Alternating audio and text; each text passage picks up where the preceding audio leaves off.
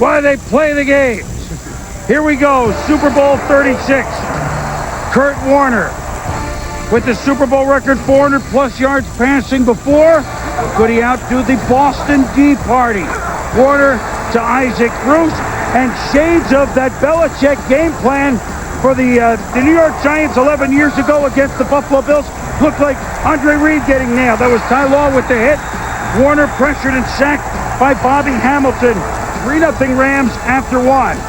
Marshall, curiously silent by game plan by Mike Martz, then gets the ball a couple times. Cut back, 15-yard gain, but the next play, Warner fought the Law, and the Law won. Ty Law down the sidelines. Could go all the way. 7-3 New England. Yeah, we wondered if the Patriots would be able to get pressure on Kurt Warner, and Mike Rabel there with a great hit, came up high. Kurt Warner delivers the bad football. Ty Law with the INT. That's a great concept. That's team defense. So Warner coming back, goes to Ricky Prohl, shampoo. Nailed again by New England.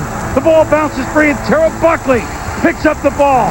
And the Patriots, the Boston Tea Party, is in business again, Steve. I think that Patriot defense came into the game and said, every time somebody's got the football, we're going to come and punch him in the mouth. No matter if it was a big play, a small play, at the end of every play there was a punch. Ooh, could that turnover problem be shifting back into the Rams' arsenal? They've been so careful in the NFC games. Tom Brady to Troy Brown, his band of renown. In the slot, 16-yard play. Tom Brady.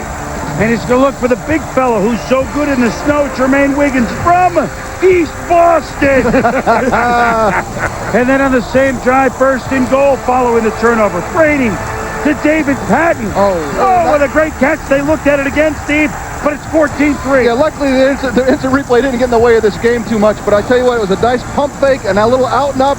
Patton makes a great catch. It was one of the few real pure offensive plays that worked for the Patriots all day. And so Bill Belichick's defense had the Rams scratching their collective heads.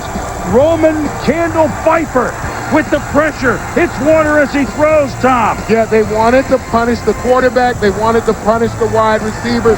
There you see him again getting another hard hit on Kurt Warner. So the master who bailed him out last week and the youngsters sit and watch while Warner to hold, and Otis, my man Smith, another throwdown by that Patriots defensive backfield. Next play, Warner overthrows, and there's Otis, my man, and he's off to the races. And New England Tea Party continues to roll because this turnover set up Adam Vinatieri. Field goal, good. New England by 14. Wait a minute, the Rams were favored by 14. So now it's the fourth quarter. Could the greatest show be the greatest show? Warner, hey, why don't you pass it to Marshall Faulk? 23 yards, fourth and goal from the 3. Warner trying to buy time. He's picked up by Lucky to Bucky Jones from New Britain, Connecticut. And look at him. It's going to be 98 yards. The game is over. 24-3 New England. But, a curious flag, Tom. Yeah, away from the play, you're going to see Willie McGinnis on Marshall Faulk. You see the whole call right there by the official. We'll take another look at it right here. Obviously, a disappointed Bill Belichick. Marshall Faulk trying to get out. I guess it was a good call by the official. He thought he had the ball. No. He thought he had the ball. Well, at the time, the Patriots thought it was so new life for the Rams. They stumped Faulk on first, but there's Warner taking it himself. It's 17-10. 5 minutes to go. Mike Martz's squad ball again. But Willie McGinnis trying to make amends for the penalty. Traps Warner. Nowhere to run, nowhere to hide. Rams punt. Warner's thumb bothers him this year, flexing on the sidelines. Rams D gets in the ball back again. Warner, it's Hakeem.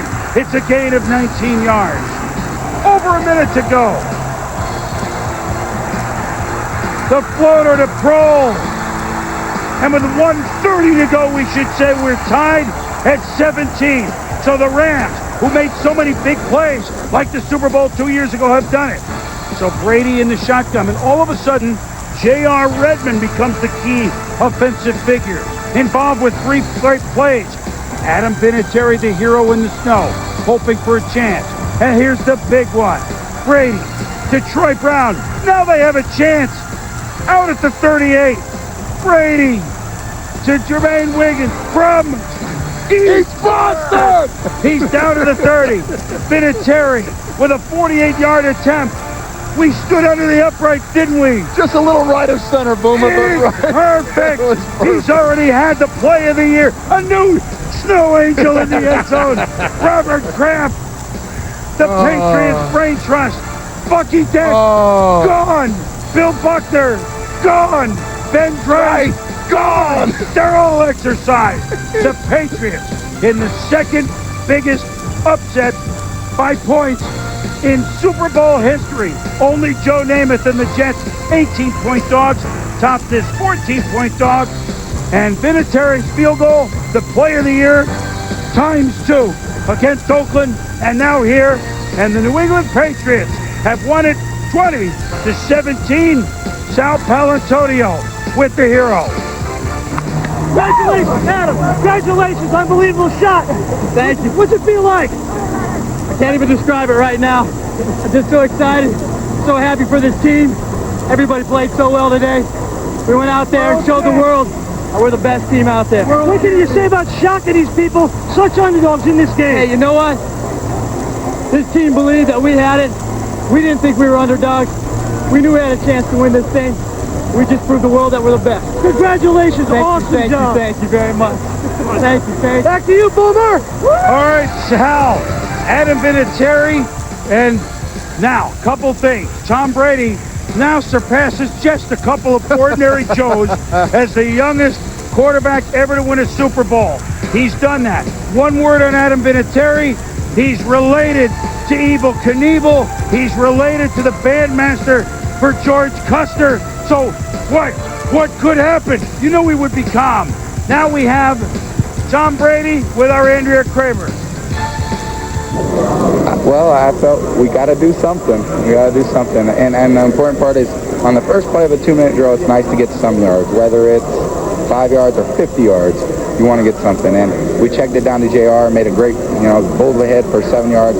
And we're into the 2-minute drill, and we're moving. And obviously the big play of the drive hitting Troy, and he's just unbelievable. I can't say enough about him.